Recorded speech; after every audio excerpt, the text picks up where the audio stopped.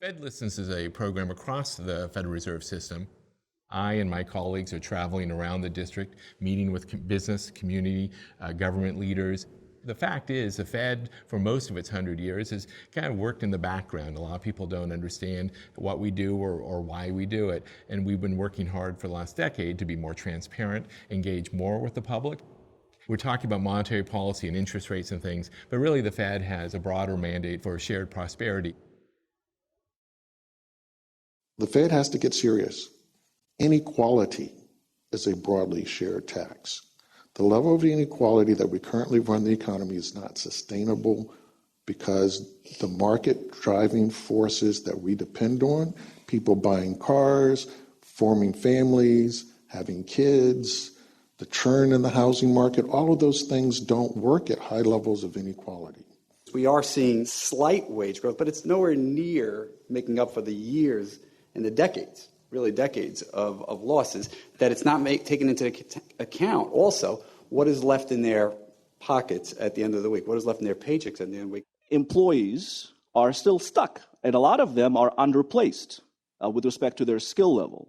So they're not changing their jobs. They're not looking for a new job because, again, they're scared. Because if one recession hit and they hit them really hard, then the next one is going to happen. That is where the skill gap is coming from. There still is redlining. There still is actually discrimination in the housing market, small business market. We've seen study after study. So low interest rates could actually help some of these same families or business owners get a loan today, but they're not able to because the banks aren't necessarily making those loans.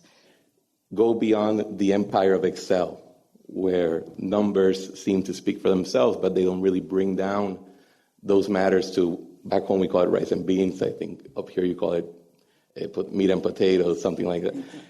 But how does those things affect the decision-making process of regional and local leaders that have to walk out of the door every day and look in the eye of their constituents? I'll give you an example. Price stability for an island that brings in over 85% of its goods, it's very important. It's life or death.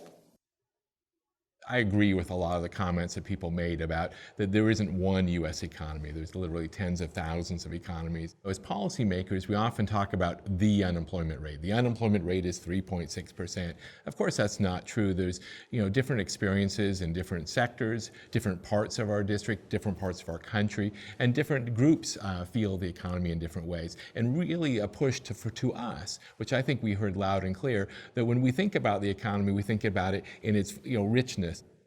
One thing that did come up that, I thought was very interesting was how this trade-off between a really strong labor market can then affect, the cost of living, housing, especially in communities like here in New York City. And there's trade-offs in a strong economy. There's benefits, more jobs, higher wages, but also higher cost of living and challenges there. And in a weaker economy, of course, there is the problem of jobs and income. So how do we find a way not only to have a strong labor market, but a strong labor market that supports higher wages and growing wages?